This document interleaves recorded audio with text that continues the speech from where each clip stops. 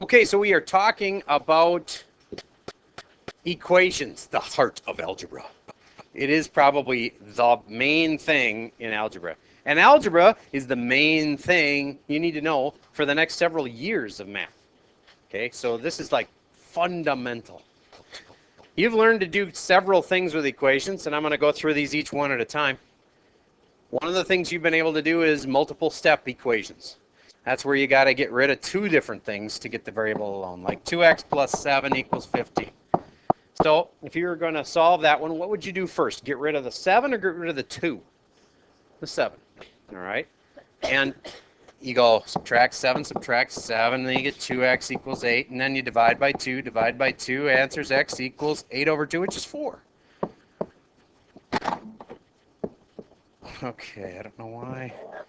I got software being added, I guess. Okay, anyway. How about, though, if it's a little more complicated than that? Write this one down. 4x minus 6 over 7 equals 5.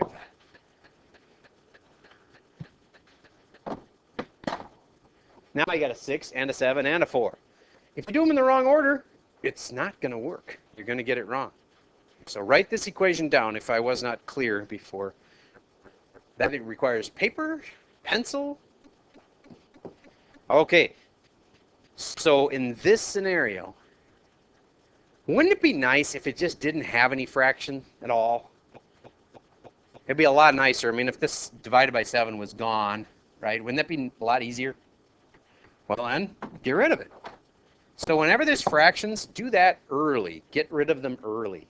Granted, you could do them later, but it's a lot smarter to get rid of them early. So if I'm going to get rid of a 7, how do I do that? Multiply by 7. And if I multiply by 7 on both sides, then this cancels. And I got 4x minus 6 equals 35. Go ahead, solve it from there. Should be easy peasy.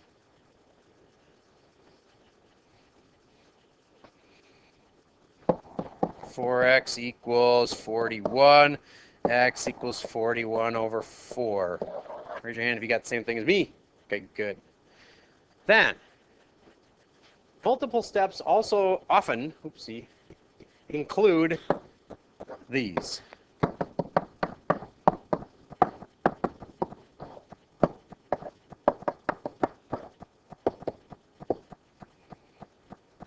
All right, parentheses. Well, this is just distributive property. All you got to do is distribute it out.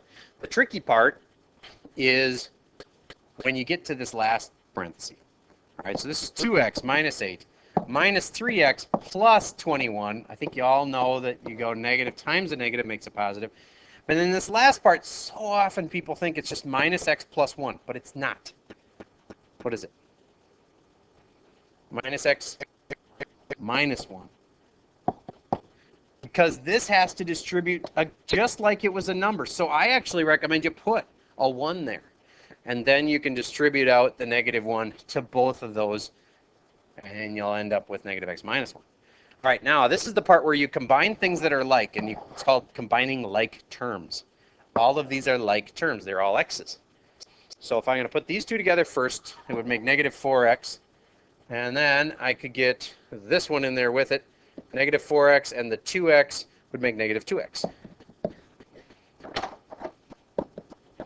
And then this and this go together, and that makes positive 13.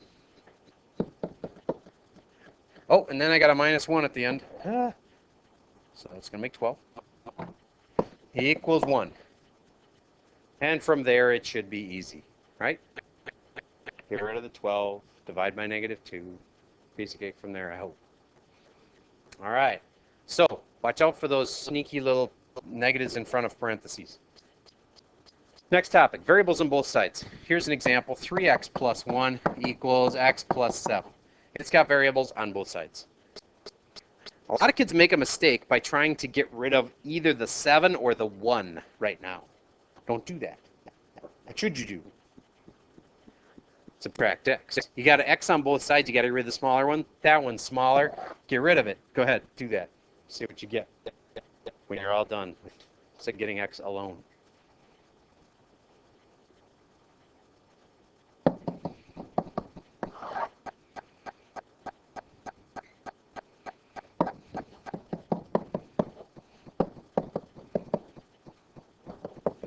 Did you get x equals 3? All right, good. That's when there's variables on both sides and it's fairly simple. This one's a little more complicated because it's hard to tell which one to get rid of. If you get rid of the right one, you won't ever have negatives in the problem again. So should we get rid of the negative 2x or the negative 5x?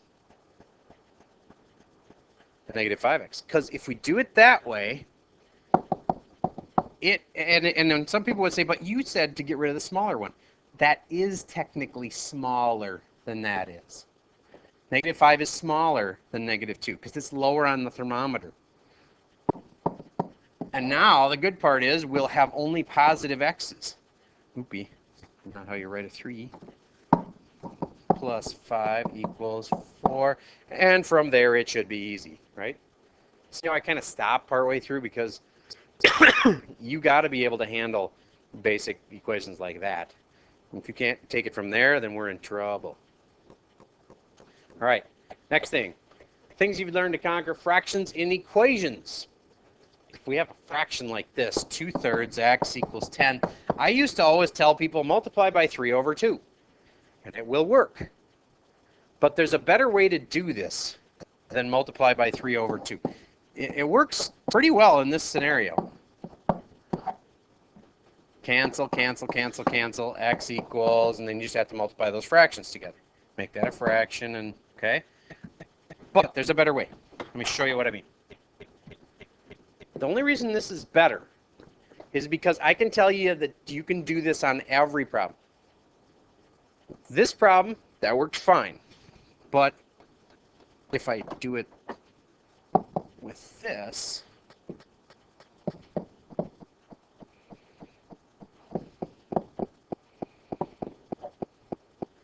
I could see some kids saying, okay, I got to get a common denominator, going to add them together, and that would work. But there's a really smart way to solve a problem like this.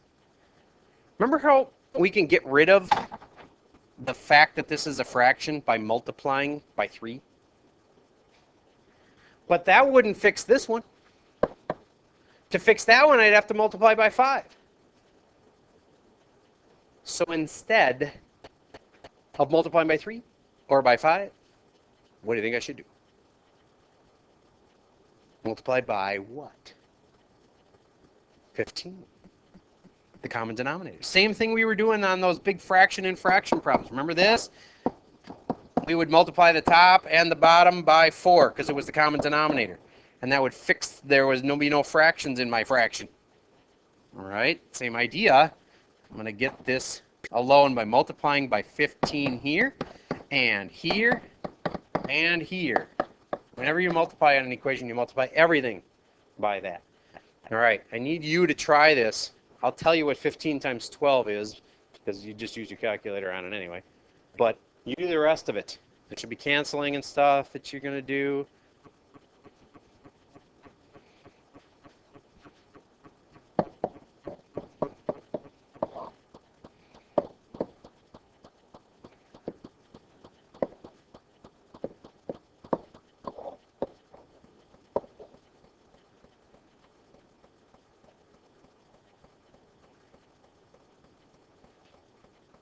So 15 times 12 is 180, by the way.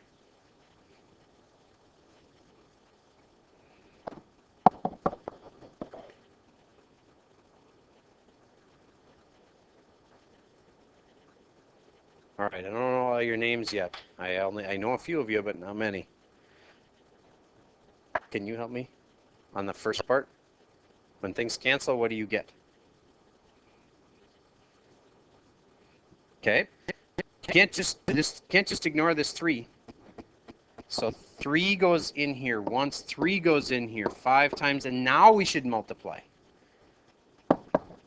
Your way would have worked and it would have got 10x too, but I'm just showing you a different way. All right, next one.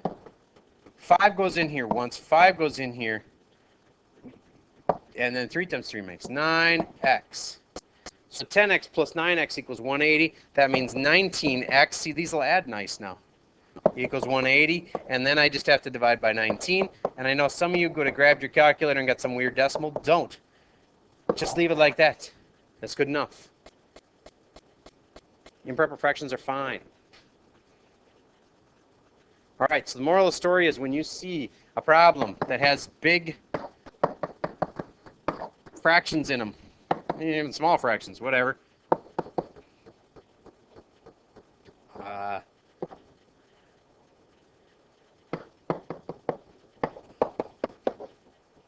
just tell me, how would you fix your fraction problem here? And don't say multiply by 18. It would work, but there's a smarter way. Multiply by what? 3 would not fix the 6. It would help the 6, but it wouldn't make it disappear. 6. Multiply by 6, because that's the good common denominator between these two. So multiply everything by 6. 6, 6, 6. Go ahead and do that right now. See what you get.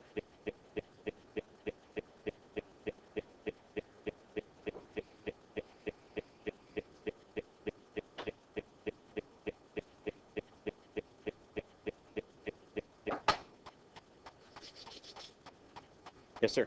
Got an answer? Don't tell me the answer. Question. It is the same as 2/3. Oh, so actually 3 would have worked in this case. You're right. I'm sorry. But keep going by multiplying by 6. It's going to work fine. It's not going to hurt anything. But 3 could have worked. Dang. Because 4/6 is 2/3. And then the common denominator would have been 3. But this will still work. All right. So 3 goes in here once. 3 goes in here twice. 2 times x plus 3. Plus that cancels, that cancels. I have 4 times x minus 2 equals 60. And from there, 2x plus 6 plus 4x minus 8 equals 60. And then 6x minus 2 equals 60. 6x equals 62. X equals 62 over 6. Raise your hand if you got the same thing as me. Good. Is there any farther I can go with that? Yeah, I could reduce it a little bit more. Let's cut them both in half. That's a great way to reduce. Half of 62, 31. Half of 6, 3. Can I go any farther than that? I don't think so. Okay. All right. This is algebra. This is the foundation of this class and the class above this class, which is calc. Whether it be in HL or whether it be in calculus or in AP Calc, this algebra stuff is huge. All right, the negative being distributed is just this stuff I was talking about before. What's the answer to that? Negative x minus 3. Okay. And inequalities. 2x greater than or equal to 6. X is greater than or equal to 3. What did I do? I just treated it like a normal equation. I divided both sides by 2. That's all you do on these, is just act like they're normal equations. It's just exactly like solving equations. There's only one exception. And that is if you ever, when you're doing this stuff to both sides of the equation, if you ever multiply or divide by a negative, you got to switch sign. So for instance, if it says negative 3x minus 4 is less than or equal to 12, and I can go, first of all, add 4 to both sides. Does that cause the sign to switch? To add 4? No, it doesn't. Now I'm going to divide by negative 3 on both sides. Does that cause the sign to switch? Yes.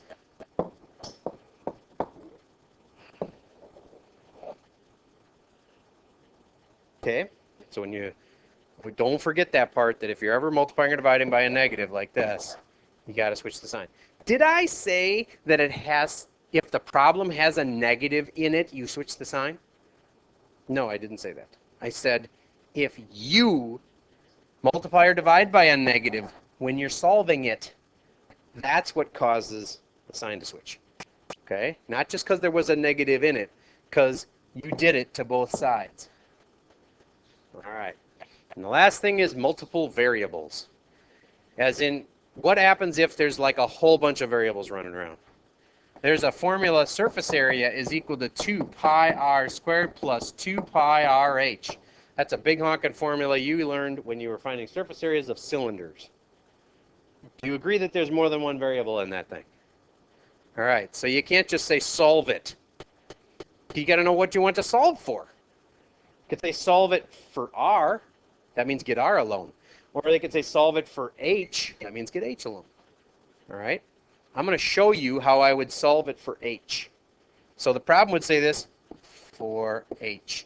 It would say solve surface area is equal to blah, blah, blah, blah, blah, blah, blah, for H. So you can just ignore the beginning part and, well, kind of ignore the end part. You just got to know what to solve for. I got to solve for H. So I want to get at the end, it should say H equals blah, blah, blah. And all the other variables are on that other side. H has to be alone. So how am I going to get H alone? I'm going to get it alone by getting rid of this. No, I could have gotten rid of each piece separately, but that'd be so slow. I'd rather just get rid of it all at once. So that and that cancel, and now I have surface area minus 2 pi r squared is equal to 2 pi rh. Am I closer? Yeah. Is H alone yet? No. You keep asking yourself, what am I trying to do? I'm trying to get H alone. All right, to get H alone now I have to divide by 2 pi r. Divide by 2 pi r. And then this will cancel, this will cancel, and this will cancel. And r is alone. Or sorry, H is alone. And there's my big nasty answer over here. Okay? Now, so they aren't always that nasty. Sometimes it's just like this. E equals mc squared. Ever heard of that one? And that's Einstein's theory of relativity. And I'm going to write it a little cleaner here. Let's say you wanted to solve for mass, the m. Please solve that right now. Get m alone.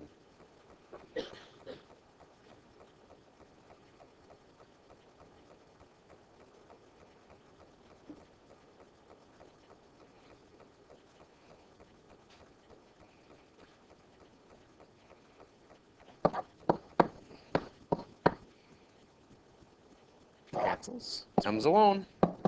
E over c squared. It's an ugly E, but here, I'll fix it. Ah, that's an uglier E. There. Still not beautiful, but it is the way it is. Okay. What if you had to solve E equals mc squared for C? It's a little harder. If I was going to solve for C, I'd get rid of the m. Now I got c squared equals E over m. And the next part is kind of a challenge because you have to take a square root, and I think a lot of you don't know how to do that right. And by the way, is it a square root or is it a square root? What do you say? Root or root? How many say root? How many say root? All right, so it's more roots than roots. How about when you go up on the top of your house, what are you going on? The roof? Who says roof? Who says roof? That's about half and half. How about this? When you go out in the backyard and you pull the plant out so that it won't ever grow back, you got to pull it out by the root, or is it the roots? Who says roots? Who says roots? It's about half and half. All right. So that is interesting how we say things differently. In Minnesota, we get teased for saying our O is funny. And so that's about half of us have that Minnesota sort of way of saying things. And half of us are more normal, I guess you'd say. What do you say, Mr. U? Either one, yeah. Okay. All right. So if I'm going to take the square root or root, whatever it is, the thing that I would hope that one of my students that I taught last year would remember is that I have to do something else when I do this. When I take the square root of a variable, I'm supposed to do something else. Come on. Somebody I taught last year, remember this? Yes? Yes. Yes, it's the absolute value, and therefore the answer has what on it? A plus or minus, yes. It would be the absolute value of C, which then means the answer would be plus or minus. So whenever you're taking a square root of a variable, you're supposed to say plus or minus. I'm going to prove it to you because I see some skeptical looks. Would you agree that 4 would work in here? Would you agree that negative 4 would also work in here? So negative 4 squared would be 16, so it works. So the answer really is 4 and negative 4. So if I go just square root, x equals square root of 16 is 4, you're going to forget one of your roots.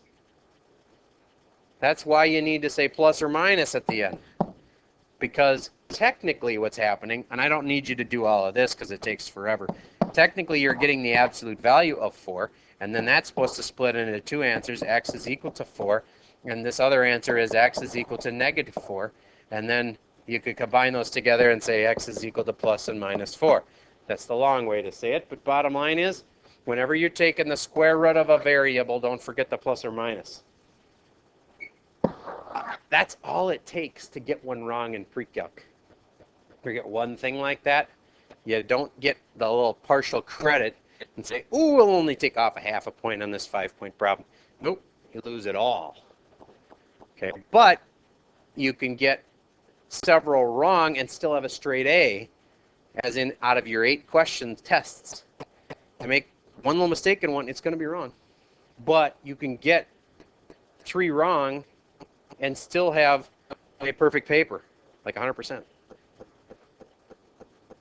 Different grading system.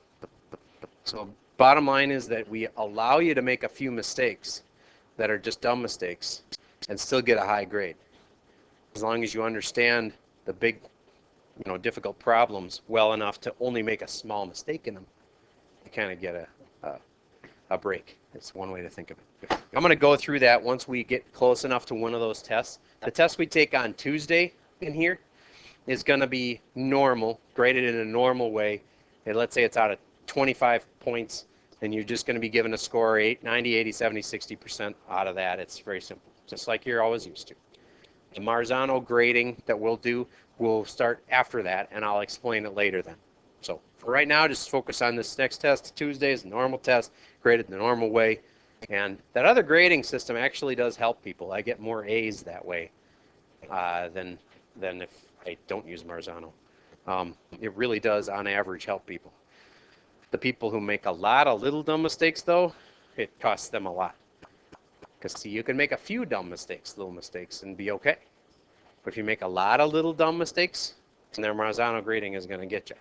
Because you, on other teachers' test where they might only taken off a half a point for each of your little dumb mistakes, this time you lose the whole point on each one, and all of a sudden you've lost like half of the points. And that hurts bad. So, okay, anyway. I don't think we need to do any more examples. I think you've got, oh wait, there's one more thing. This one is on your homework, and I know that it's going to trip some of you up. Because it says solve for P, but there's 2 P's. Which one do you solve for? Well, you actually have to combine them together somehow. So it's just a simple little thing, and I think you'll understand it pretty well once I just show you. If I wanted to get those P's kind of down to just being 1 P so I can get it alone, I can factor out a P. And when I pull a P out of this one and that one, what would I have left? Something plus something. Come on, you can do this. 1 plus RT. Yep. And now, to get the P alone, I got to get rid of this chunk. You can divide by chunks. You don't have to just divide by one letter at a time. So if I'm going to divide by that chunk to get it off of there, it's being multiplied. So I divide by 1 plus RT here, and I divide by 1 plus RT here, and then this cancels this. P is alone, A over 1 plus RT. All right, I'm going to give you another one just like that. Try this, please. A equals C plus CC. No, that's going to be too complicated. We'll just say C plus CP. I want you to solve for C.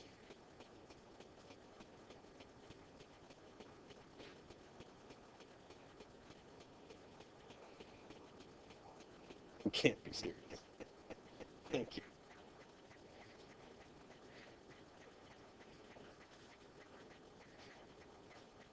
All right, so how do you get that C alone? Factor it out. And what do you get? A equals what? And then, yep.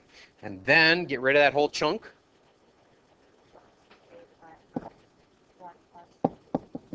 Yep. Cancel, cancel. C equals A over 1 plus B. All right.